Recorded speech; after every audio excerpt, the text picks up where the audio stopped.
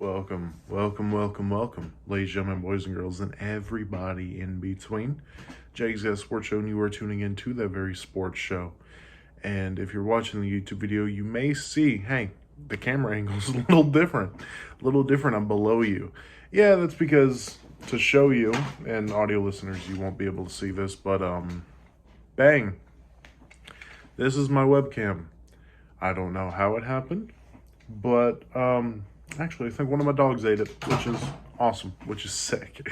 For audio listeners, the USB on my webcam is gone. It no longer exists. It is off the webcam. So, no webcam because I am too stupid technology-wise to figure out how to change back to my laptop's cam, and I need to record the podcast right now. So for now, until I get that fixed, until I get a new webcam, you're probably going to be seeing video from my iPhone. And my iPhone does not have a lot of storage space. So this is going to be interesting. But that's how my day is going. How is your day going? We're going to talk some coaching hires, some more coaching hires coming from the Chargers, the Eagles, the Falcons, and the Panthers. For some reason on Thursday, while I was going over coaching candidates, I went over Brian Callahan for the second time in a week, but I did not go over Jim Harbaugh. I'm a very, very dumb boy. And then after that, we're going to talk about, obviously, the conference championships, what happened there. And I'm starting to watch basketball. Again, starting to get into basketball. So the episode of what you need to know about basketball will probably be coming out next week, being that there's no NFL this weekend. Outside if you want to watch the Pro Bowl, which, I mean, all power to you. But no football games this weekend. So Monday, or I guess Tuesday, is going to be what you need to know about the NBA, catching up on the NBA. And probably Thursday will be the United Football episode. The United Football episode, or at least some of it, maybe part one of what you need to know, depending on what I want to do. Because I know that doesn't come out till like March 20th, so I may just delay that. So I'll keep you updated, and I'll have a for sure answer on Tuesday. But for now, let's get right into the news. First of all, can y'all see it? That's my dog Opie.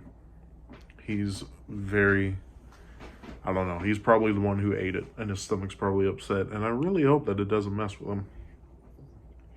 Or I just stepped on it. I really hope I stepped on it. I really hope that they did not eat it, because that is not good. Anyways. Coaching hires. First off, we got Raheem Morris going to the Falcons. What does this mean? This means that Bill Belichick is not going to Atlanta. And do the Seahawks really want Bill Belichick? Because the only two head coaching positions open currently, I believe, are the Commanders and the Seahawks. Now, while Bill Belichick should be at the top of your list, is it crazy to assume that teams might be, he may be too old for this. He may be out of it. Is Bill Belichick really pushing for retirement? Because it seemed like Bill Belichick was a lock for Atlanta, and then all of a sudden we wake up and, Raheem Morris is being hired. Raheem Morris is a great coach. Let's not get it twisted, right? Everybody in LA, because he was the Rams defensive coordinator before going to Atlanta. Everybody in LA was talking about, this guy is a great coach. It seems like he was doing great things in LA. So I don't have any doubts that he will do good in Atlanta. But what does this mean for Bill Belichick? And I really hate that this man's dream has probably been made, being a head coach in the NFL. And we're talking about Bill Belichick, but that's just what we got to do. Is Bill Belichick retiring now? Because you're not hiring Bill Belichick as a coordinator. You're not hiring one of the greatest head coaches of all time as a coordinator. That's not going to happen. So what's going to happen with Bill Belichick? Raheem Morris should do good in Atlanta. As I said, a lot of people say he's a great head coach, or great coach in general. A lot of people have confidence that he's going to be a great head coach, can build a great culture in Atlanta, can elevate a good young defense that Atlanta has. Of course, they need a few pieces, probably going edge in the draft. But it's an interesting hire, and it's interesting because of the Raheem Morris hire and because of what it means for Bill Belichick. Moving on to Carolina. The Carolina Panthers have found their head coach. And as y'all probably remember, when they hired Dan Morgan to be their GM, a guy who was drafted by the Panthers, a guy who worked for the Panthers, made the joke that nobody wants to be there because of David Tepper.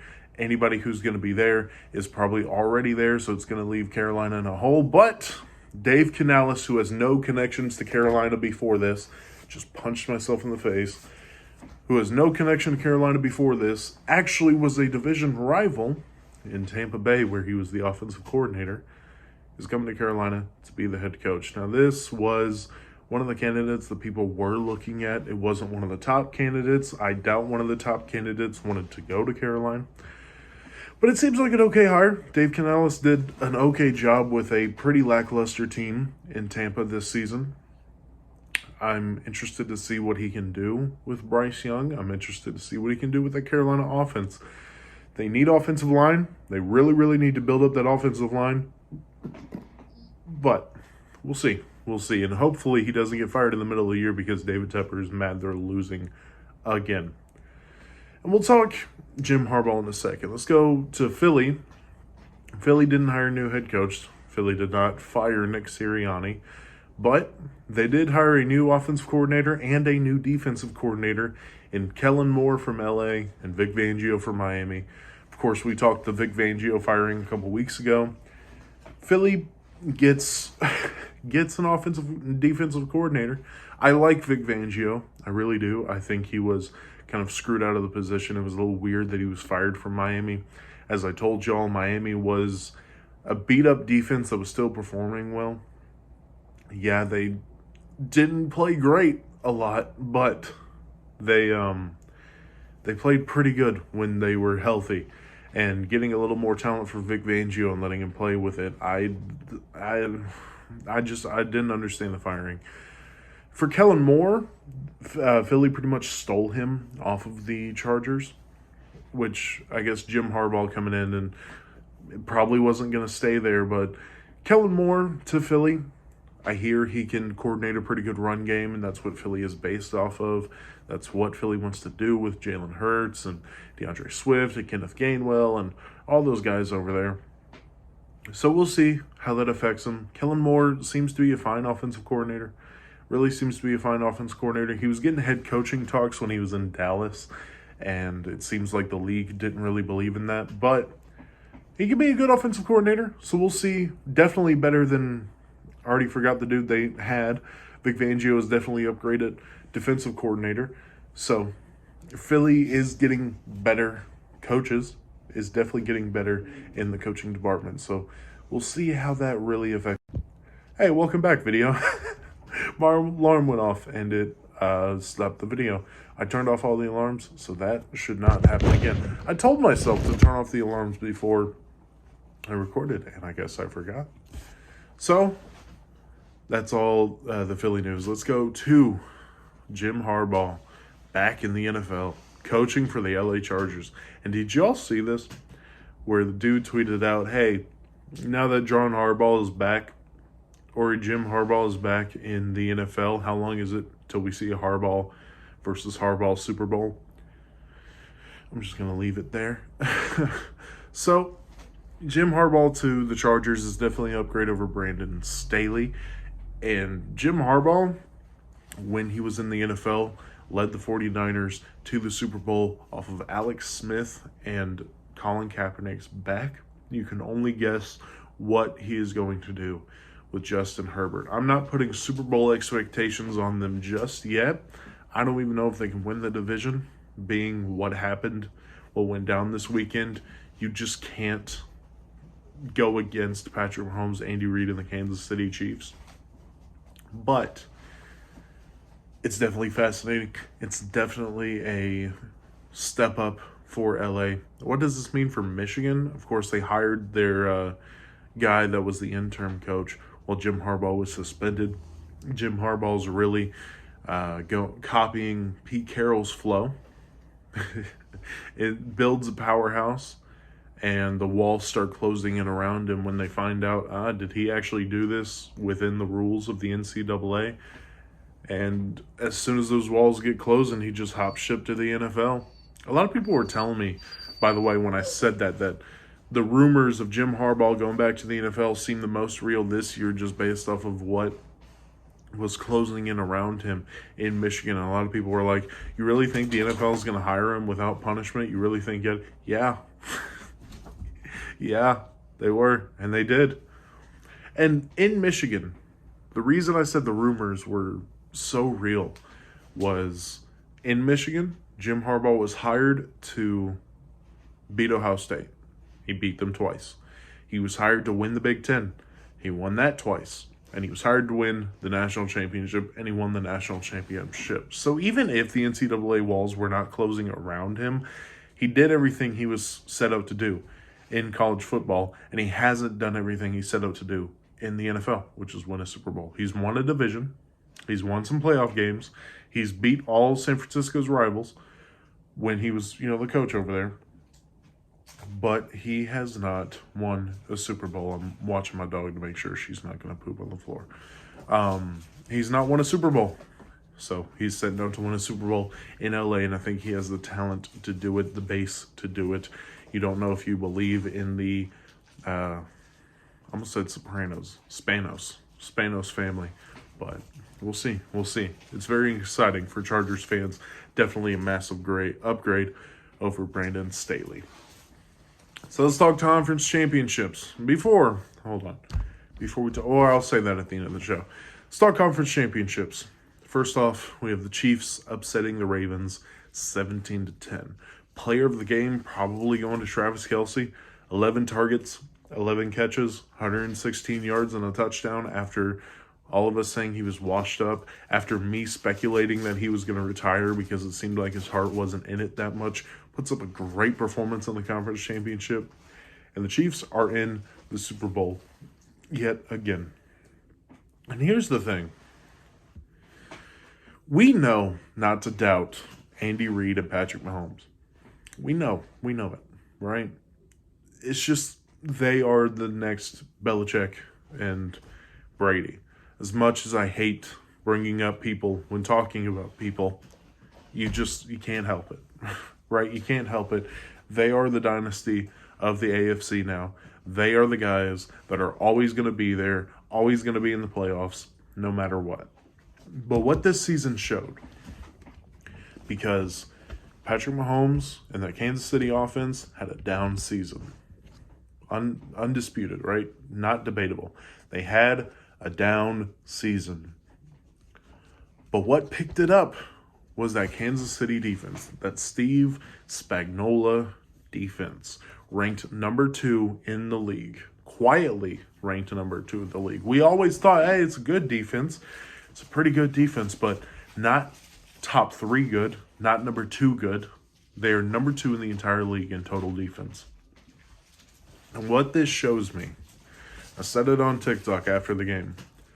This shows me that not only can we never doubt Patrick Mahomes and Andy Reid, we can't doubt the Kansas City Chiefs as a team, as a whole, right?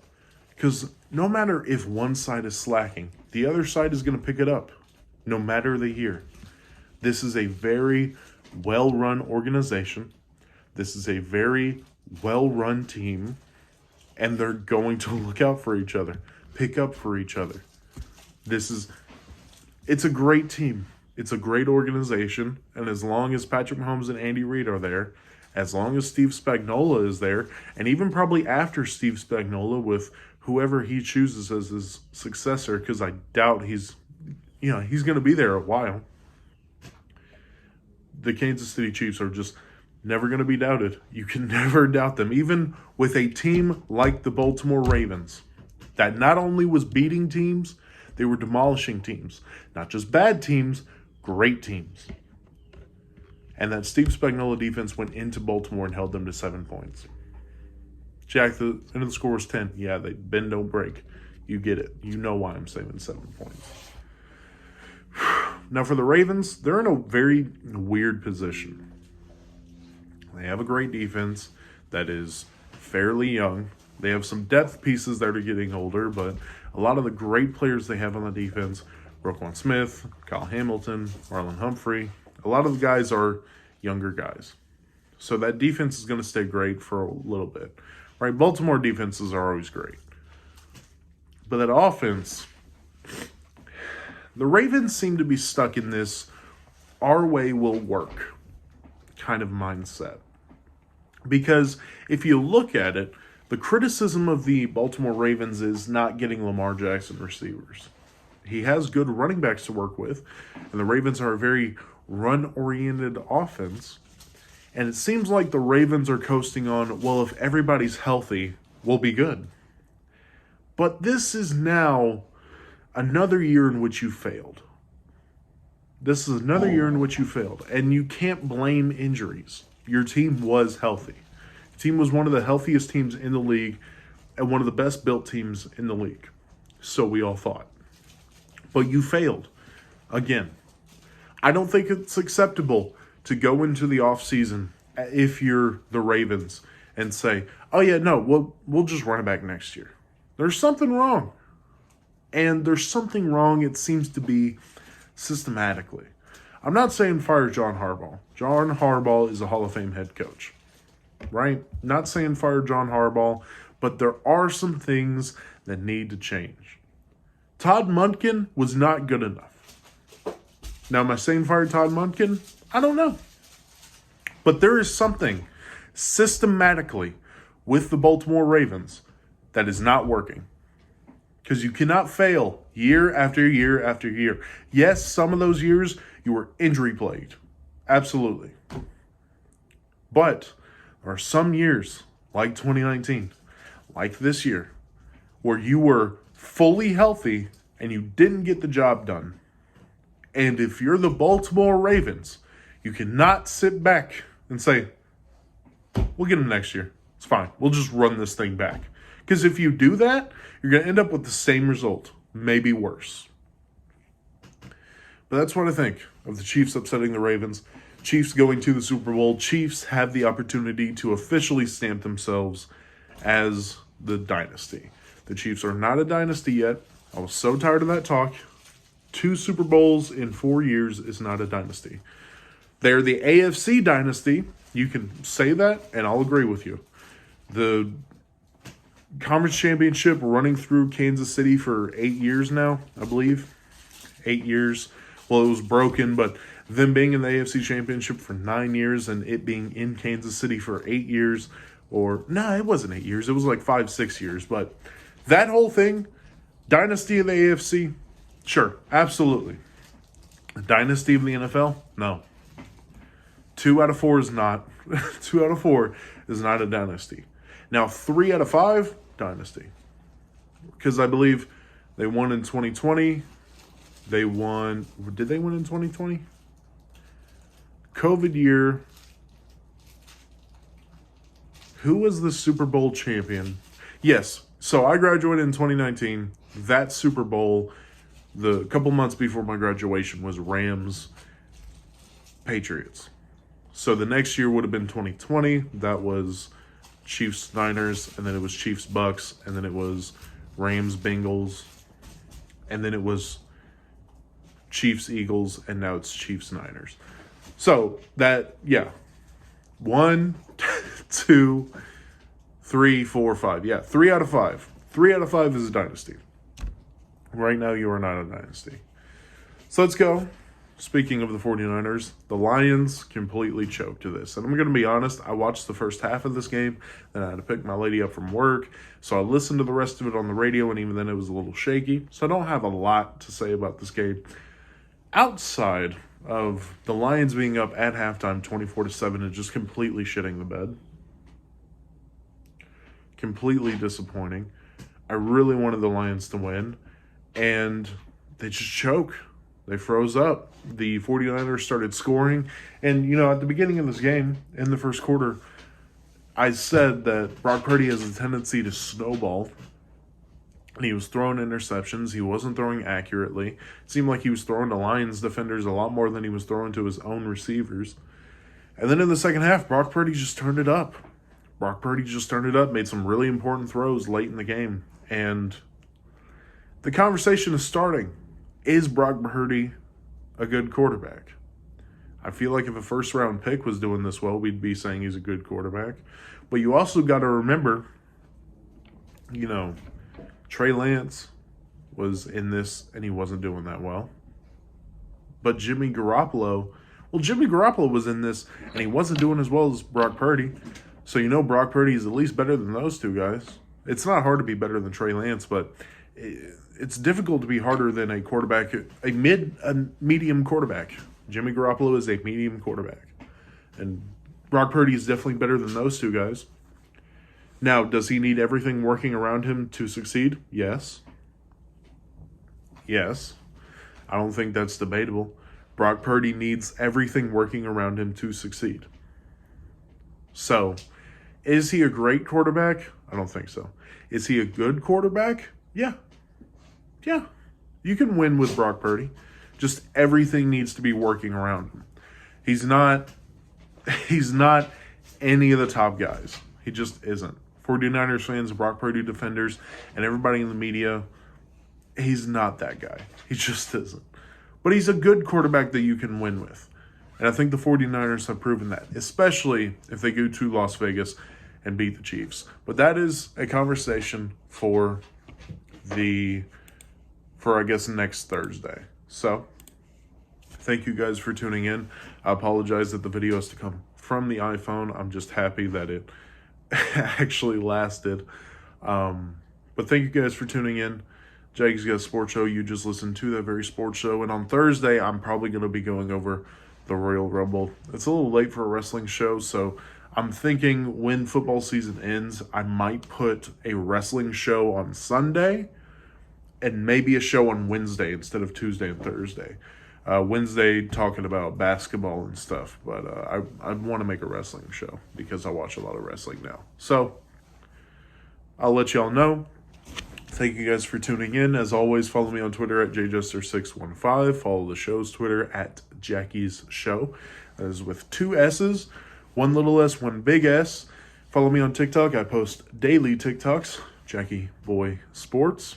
And questions, comments, concerns, anything you want to do, email me, oldjackieboy1021@gmail.com. That is OLE JackieBoy1021@gmail.com. And as always, make sure you like, rate, and share the show, especially rate the show and especially sharing the show. I love you, and I'll see y'all on Thursday. Peace out. Bang.